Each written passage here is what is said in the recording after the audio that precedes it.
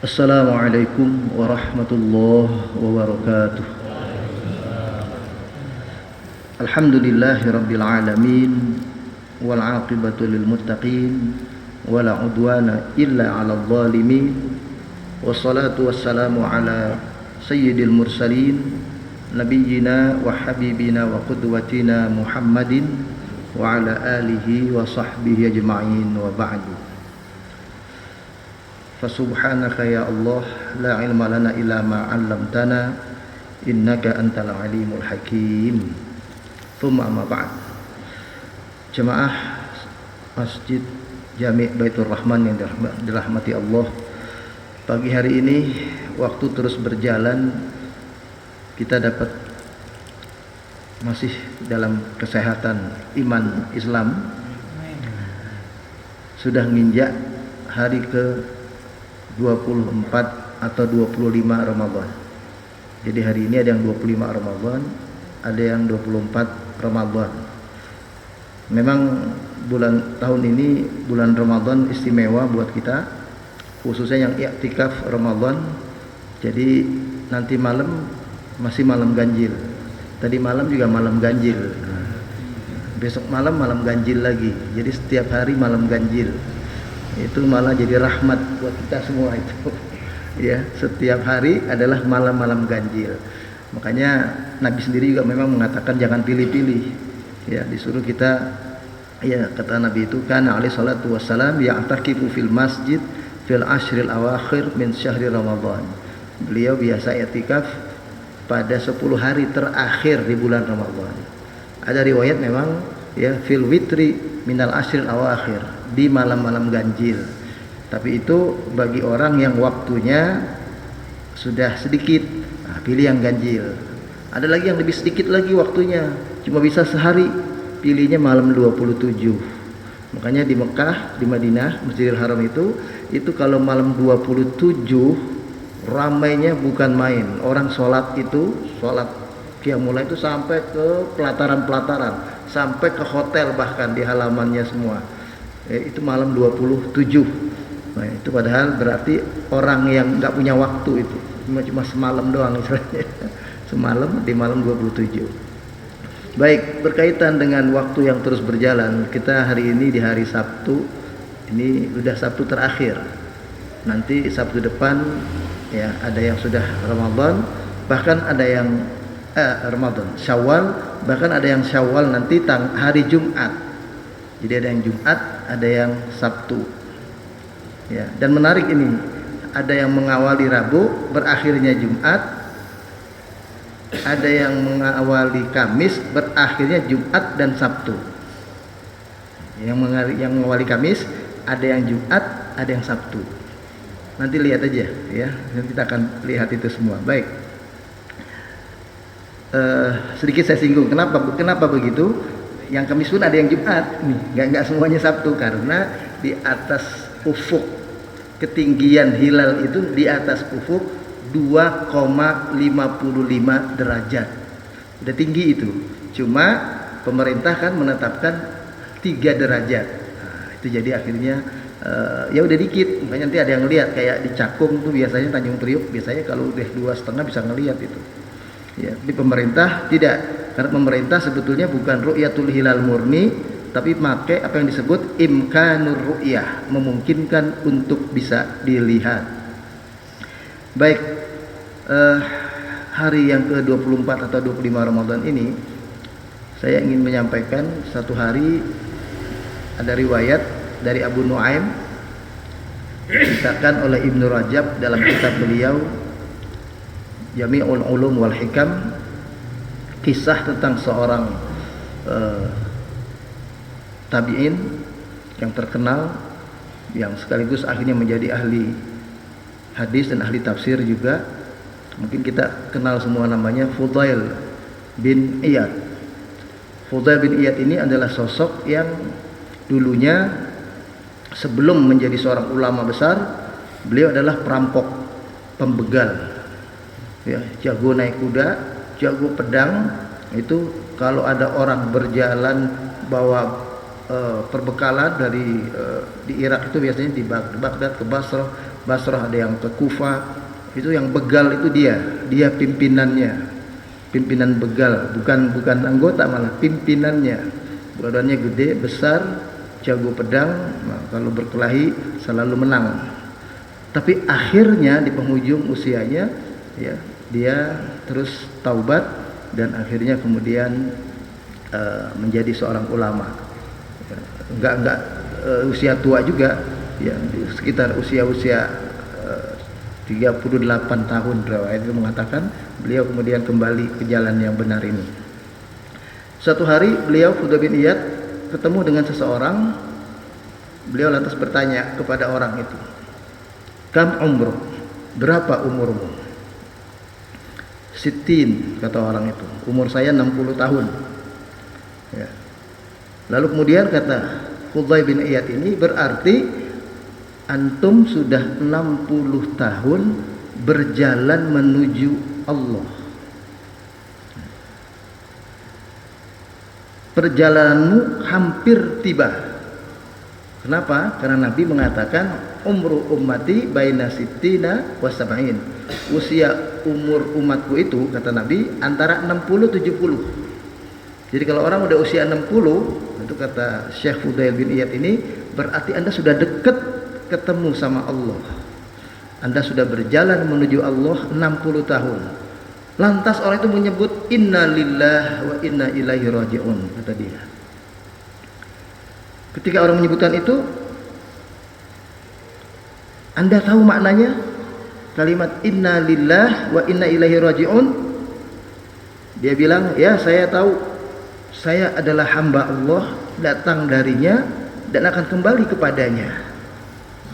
Kata Fudail,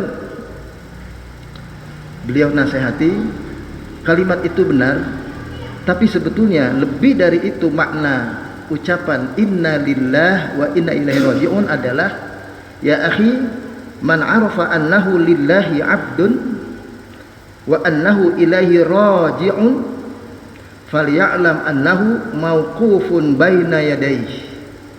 Ketahuilah saudaraku, jika seseorang menyadari, mengenali bahwa dia adalah hamba dari Allah, dia datang dari Allah, dia akan pulang kembali kepada Allah, maka orang itu hendaknya memahami bahwa satu hari nanti dia akan berdiri di hadapan Allah.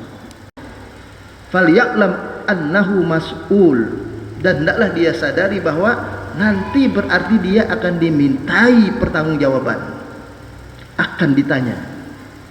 Wa man 'alima annahu mas'ulun falyu'id lis-su'al jawaban.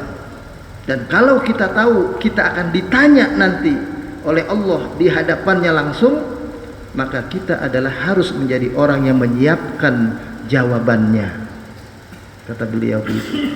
Jadi kalimat inna lillahi wa inna ilaihi raji'un itu maknanya dalam, datang dari Allah, kembali kepada Allah. Berarti kita itu hamba. Nah, kalau kita hamba, kita tahu kita bakal ketemu dengan Tuhan, dengan Allah Tuhan kita. Kemudian setelah itu laki-laki itu menangis, terus bertanya kepada Fudail, "Ya Syekh Fudail, kalau begitu apa yang harus aku lakukan? Sudah 60 tahun aku jalani hidup ini, sudah puluhan tahun Ramadan aku lewati." Berarti begitu. Ini kan bapak-bapak, kalau saya lihat semuanya ini nggak ada yang kurang dari 30 tahun ini Ramadan dialami, kan gitu Pak ya? Nggak ada yang 10 tahun saya lihat ini, nggak ada. Ya kan?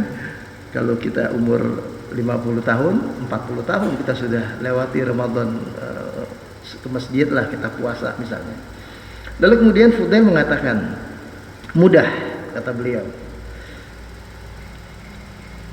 Kalau engkau ingin tahu apa yang engkau harus perbuat setelah 60 tahun berjalan menuju Allah, dan engkau sadari engkau akan kembali kepadanya, engkau akan ditanya oleh Allah, engkau harus mempersiapkan jawabannya.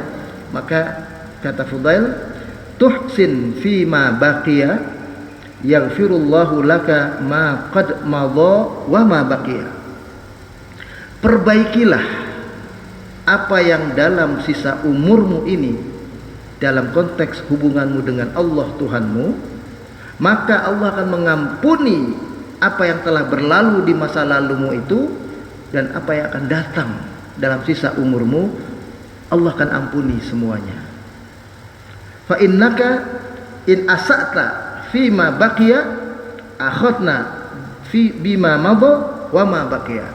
Sebaliknya, kalau di penghujung usiamu engkau masih berbuat maksiat, berbuat kesalahan dan dosa, jauh dari agama, jauh dari hubungan kita dengan Allah yang secara baik, maka ketahuilah engkau akan dihukum oleh Allah atas dosa-dosamu di masa lalu, dan kemungkinan juga masa depannya tersisa engkau akan isi dengan maksiat lagi, engkau pun akan dihukum. Jadi Masya Allah, luar biasa nasihat Syekh Fudail bin Iyad. Jadi kita ini kalau kita sekarang di penghujung Ramadan katakanlah, atau di penghujung umur sekalipun, ya walaupun ini konteksnya konteks penghujung umur, itu yang terpenting adalah ujungnya. Ya kalau kemarin di belakang sebelumnya kurang, sudah jangan kecil hati, yang penting kita memperbaiki yang tersisa ini. Toh kita belum sampai Allah wafatkan, kita masih ada umur. Ya, kalau konteks Ramadan kita masih ada 5 hari, 4 hari ke depan. Nah, berarti insya Allah bisa kita akan perbaiki. Kalau kemarin Ramadan berlewat begitu saja, kita ke masjidnya jarang, atau ke masjid cuma sholat saja, kurang ngajinya, kurang tadarusannya, kurang belajar Qur'annya, kurang doanya minta kepada Allah. Nah, di sisa ini kita tingkatkan itu semua. Hari ini saya akan mengajak ke tema tentang salah satu hal yang utama di bulan Ramadan yang menjadi intisari dari kegiatan ibadah siamu Ramadan kita, yaitu ada satu ayat nyempil ya di ayat-ayat Ramadan. Kalimatnya adalah a'udzubillahi minasyaitonirrajim wa idza sa'alaka 'ibadi 'anni fa inni qarib. Dan apabila hamba-hambaku bertanya kepada engkau wahai Muhammad tentang aku, jawablah sesungguhnya aku ini sangat dekat kepadanya.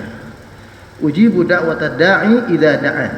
Aku sangat dekat kepada hambaku, aku perkenankan doa hambaku apabila hambaku berdoa terus-menerus kepadaku. Kalimat idza da'an berarti hamba itu terus-menerus berdoa. Kalau Allah hanya menjawab ujibu da'watad da'i, aku kabulkan orang yang berdoa itu, selesai. Doanya mungkin cuma sekali 2 kali. Doanya mungkin lagi dapat rezeki aja kan gitu. Doanya lagi lapang aja. Begitu lagi susah, kita lupa. Nah, itu tidak. Kalimatnya ujibu da'watad da'i idza da'an, apabila dia terus-menerus memohon kepadaku.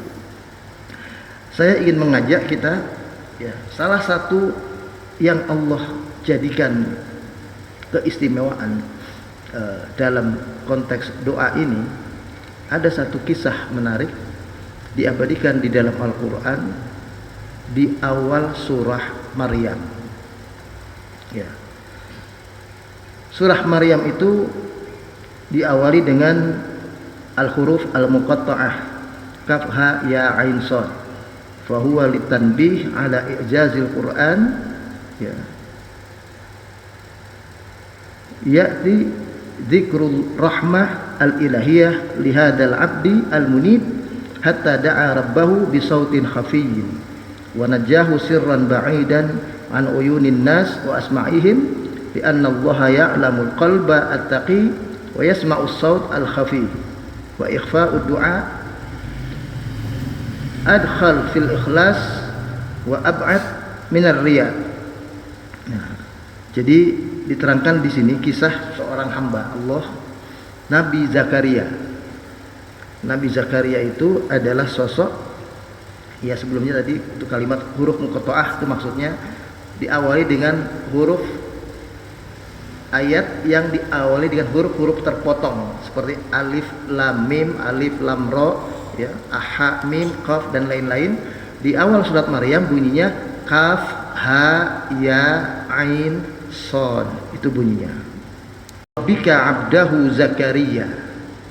Allah menyebutkan di sini dengan rahmatnya tentang seorang hambanya yang bernama Zakaria. Idnada rabbahu nidaan khafiyya. Ingatlah ketika dia berdoa kepada Allah Tuhannya dengan doa yang tersembunyi, doa yang disampaikan seolah-olah yang tahu isi doa itu cuma dia dan Allah. Dia tidak pamer doanya, dia tidak ceritakan kepada orang lain dia minta apa. Ya. Qala Rabbi inni wahanal 'azmu minni wasta'ala ra'su syaiba. Ya Allah Tuhanku, sesungguhnya aku telah sampai dalam posisi yang lemah, sudah usia. Wasta'ala ra'su syaiba, rambutku ini semua sudah beruban. Walam akun bidu'aika rabbi syaqiyya, tapi aku tidak pernah putus asa berdoa untuk meminta kepada Engkau. Wa inni khiftul mawaliya min warai, yang aku takut setelah aku wafat, sepeninggalku tidak ada yang menggantikan posisiku untuk menyampaikan dakwah tauhid ini, untuk menyampaikan dakwah ajaran Islam ini. Wa kanat imraati aqira, sementara istriku adalah sosok yang sudah sangat tua juga, ya. Bahkan disebut aqira itu dalam satu riwayat dikatakan dia dalam kondisi mandul, nggak mungkin punya anak. Fahabli min ladunka waliya, namun aku tetap berharap meminta kepada Engkau ya Allah, karuniakan kepadaku seorang anak. Beliau minta yarithuni wa yarithu min ali Yaqub, yang akan mewarisi dakwahku ini dan mewarisi dakwah keluarga Yakub. Yakub bin Ishak bin Ibrahim. Jadi mewarisi keluarga Nabi Ibrahim. Yang Nabi Ibrahim salawatnya kita baca Allahumma salli ala Muhammad, namanya salat Ibrahimiyah. Ya Allahumma salli ala Muhammad wa ala ali Muhammad kama sallaita ala Ibrahim wa ala ali Ibrahim. Ya, itu kita baca. Nah, ini kata Nabi Zakaria, anak yang kelak akan lahir itu akan mewarisi dakwahku dan dakwah para nabi sebelumku, Nabi Yakub. Waj'alhu rabbi radiyya, dan jadikanlah ia seorang anak yang nantinya penuh dengan keridhoanmu. Nah, itu doa Nabi Zakaria. Ya. Jadi dikatakan begini, innahu du'a khasyi' munib. Beliau berdoa dengan sangat khusyuk dan betul-betul merasa bahwa dia hanya bisa minta tolong kepada yang kuat itu, yang maha kuat, yang maha menentukan, yaitu Allah. Bayangkan dari usia beliau muda minta kepada Allah anak sampai usia beliau, dalam sebuah riwayat katakan sampai 90 tahun usianya. Berdoa minta anak itu belum Allah kabulkan juga. Dan salah satu doa yang beliau lakukan adalah diabadikan di surat Ali Imran ketika beliau mendapati Maryam itu ponakannya yang diasuh oleh Nabi Zakaria. Ketika itu Nabi Zakaria mau membawakan makanan, tiba-tiba Maryam selalu ada makanan. Qala laha, berkata dia kepada Maryam, anna laki hada, hai Maryam, dari mana ya Maryam, anna laki hada, dari mana makanan ini engkau dapati semua ini?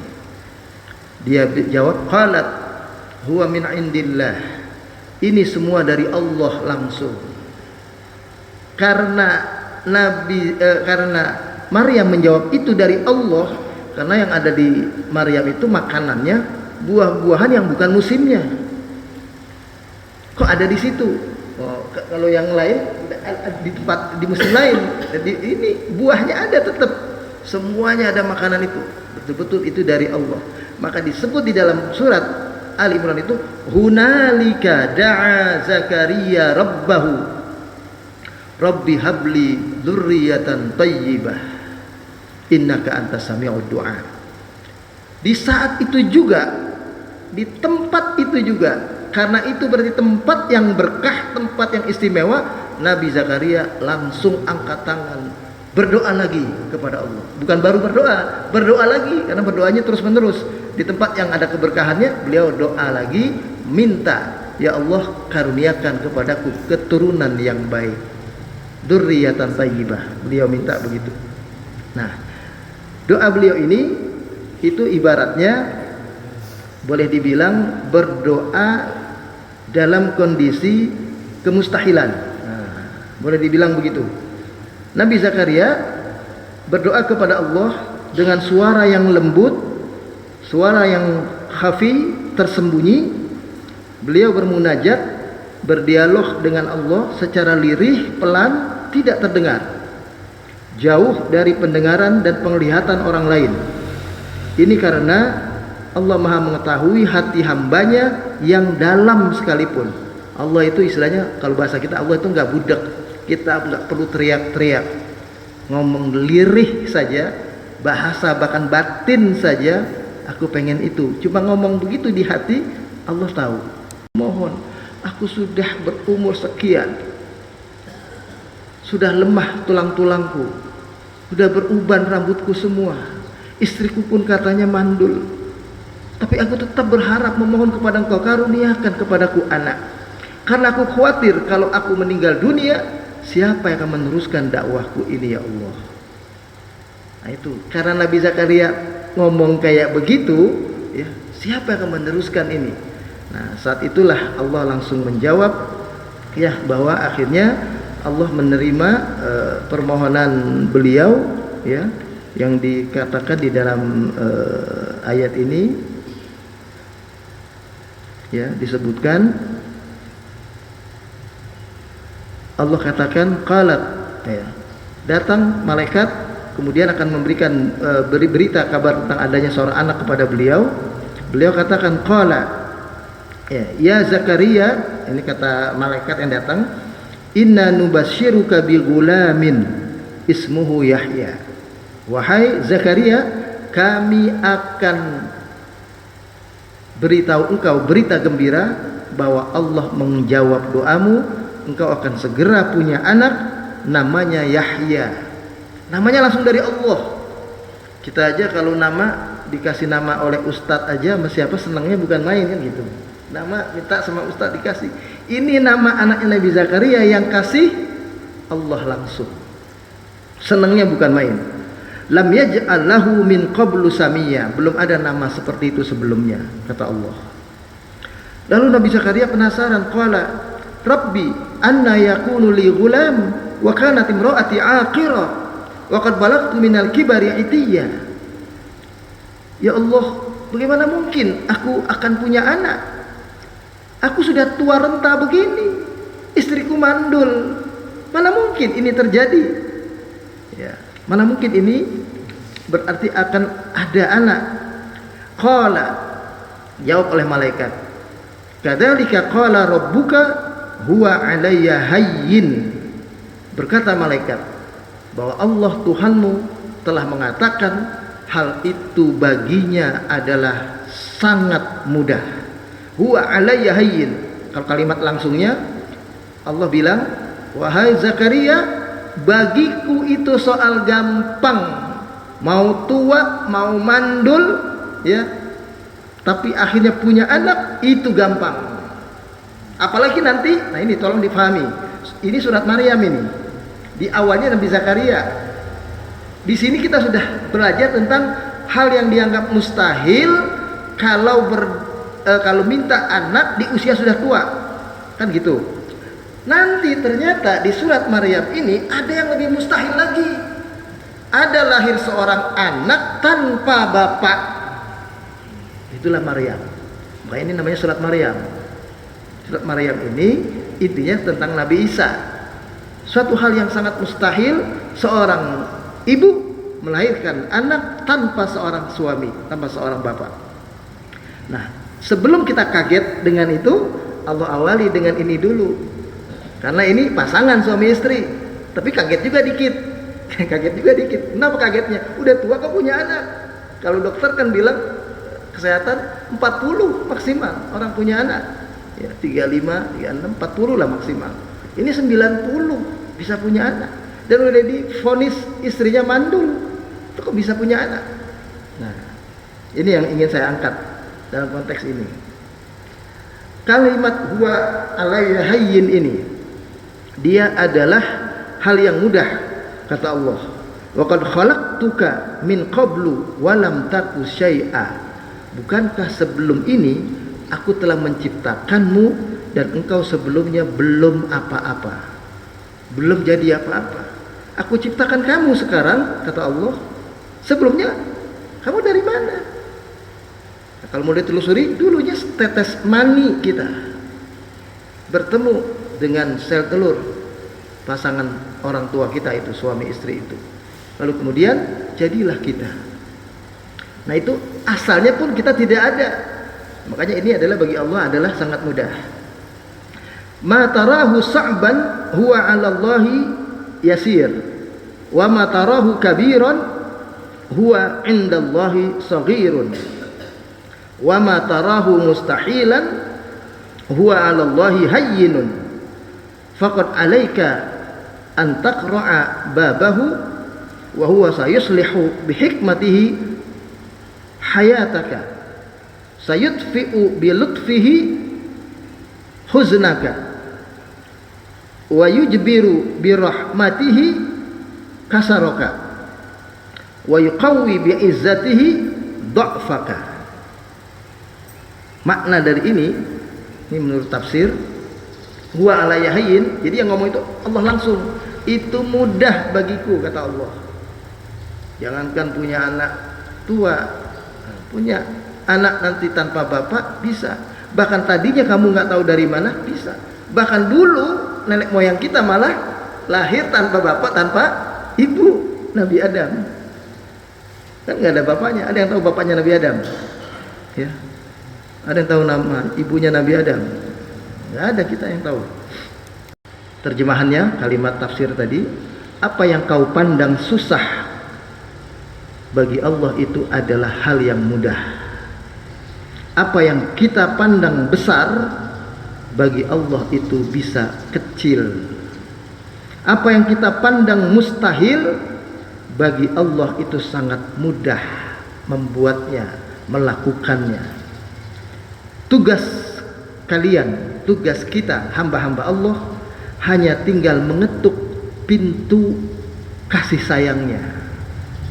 Ibarat orang bertamu, ketuk pintunya aja, dia sambut, dia akan hidangkan semua yang kita minta.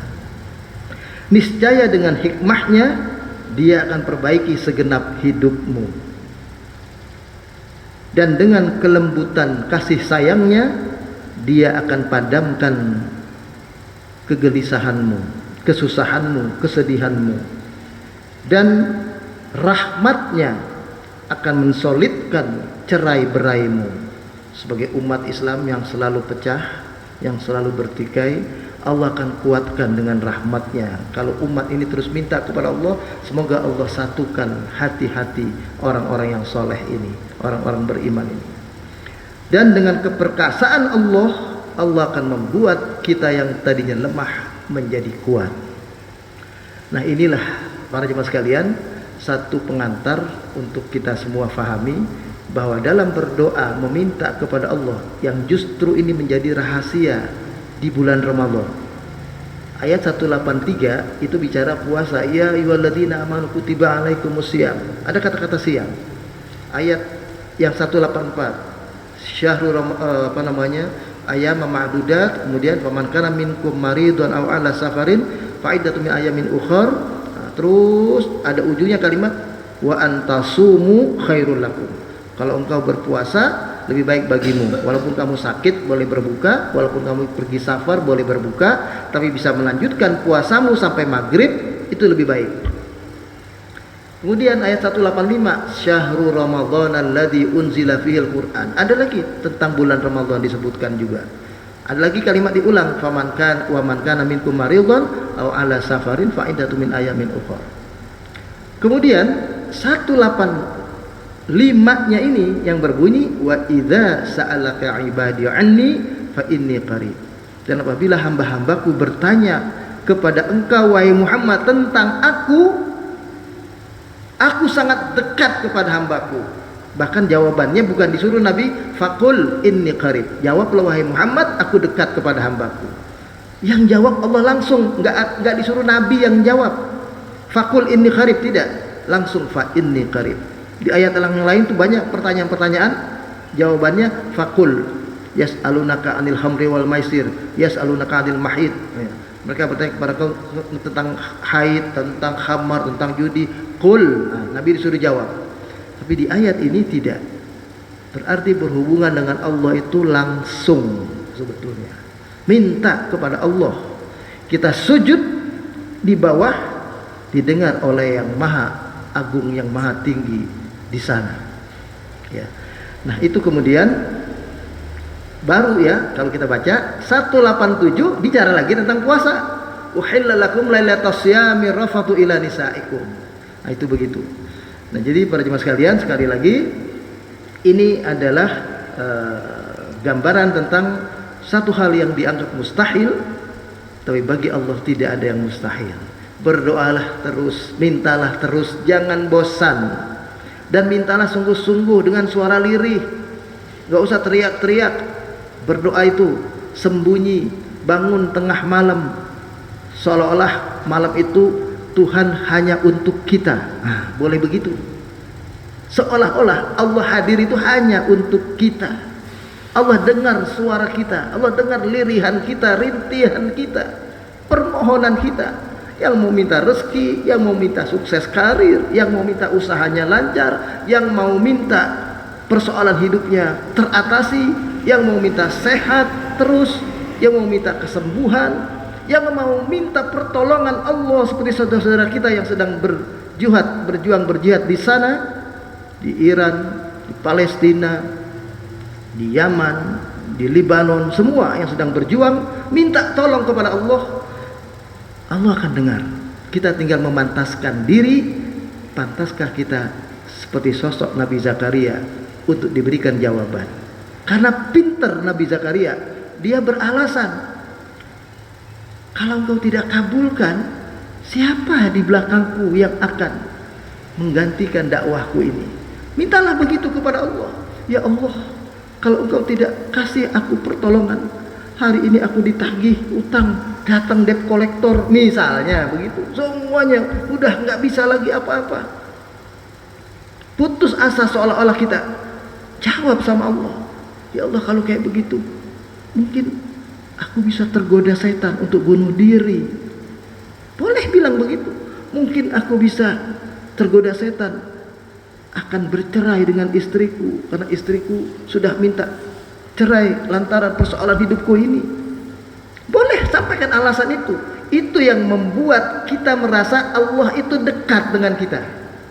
Kalau kita cuma doang, tolong dong ya Allah kasih rezeki, ya Allah kasih rezeki, itu tiap hari kita baca.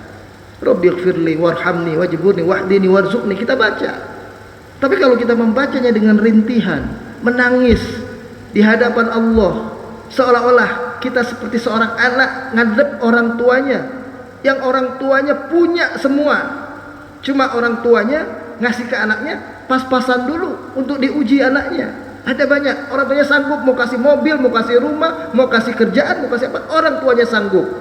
Tapi orang tuanya nggak ngasih dulu supaya anak itu belajar, supaya anak itu tidak manja, supaya anak itu juga survive dalam hidupnya. Nah itu begitu. Nabi Zakaria akhirnya Allah kabulkan, meskipun sudah di ujung hampir sesuatu yang mustahil. Saya ulang kalimatnya sebelum saya tutup. Huwa alayya hayyin, kalimat itu adalah mudah bagiku, kata Allah.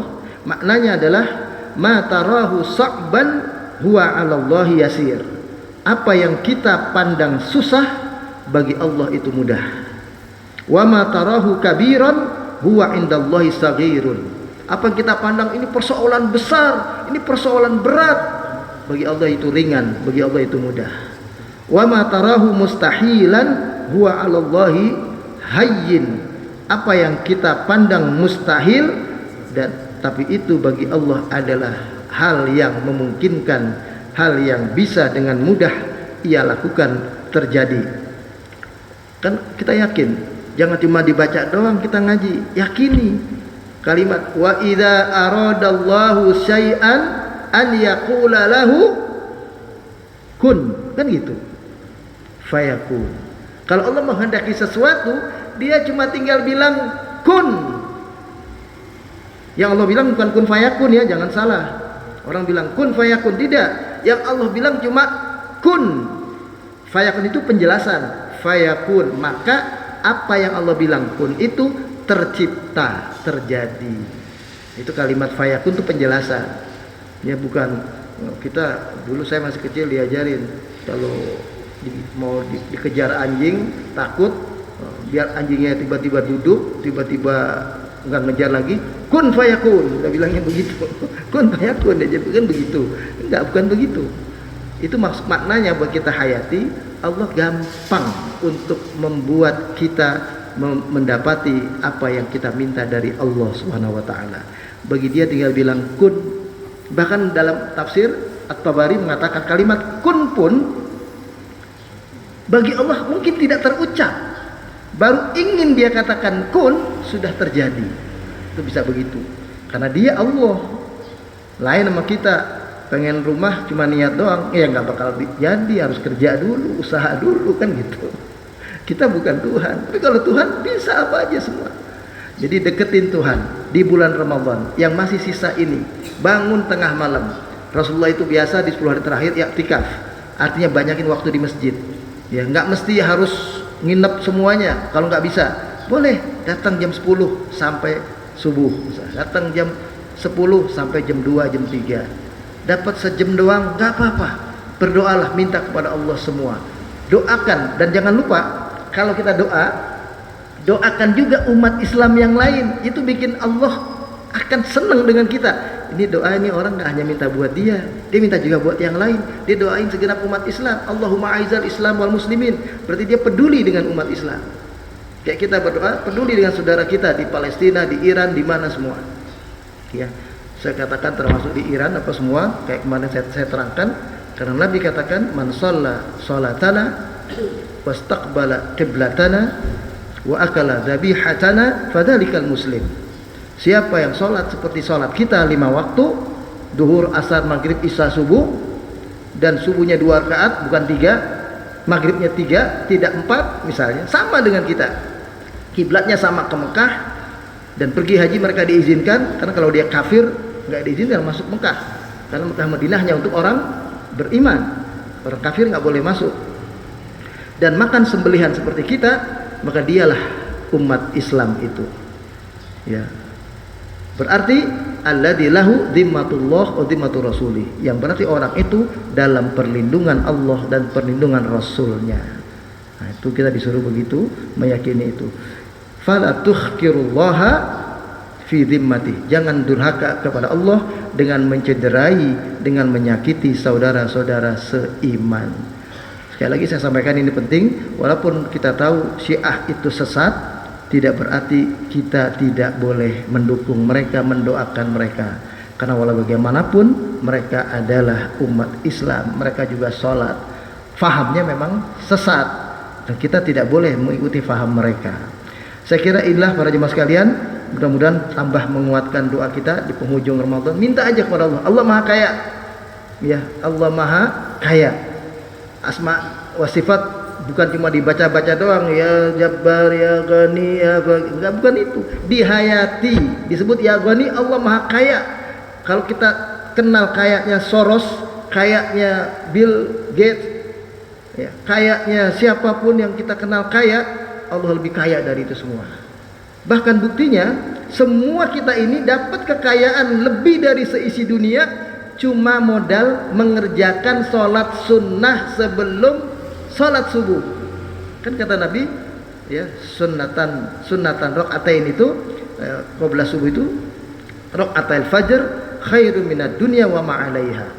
2 rakaat sebelum subuh nilainya lebih baik dari dunia dan segala isinya. Berapa kali kita sholat sunnah sebelum subuh? berapa dunia yang sudah kita punya, dan itu Allah bisa.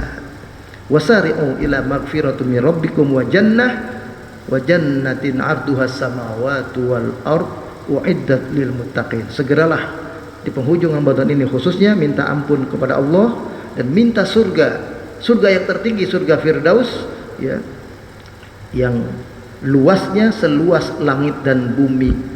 Kira-kira kalau seluas langit dan bumi, kita semua nih umat Islam masuk surga, dapat tempat nggak semua? Ya. Bumi aja yang kecil kita semuanya bisa isi, apalagi seluas langit dan bumi.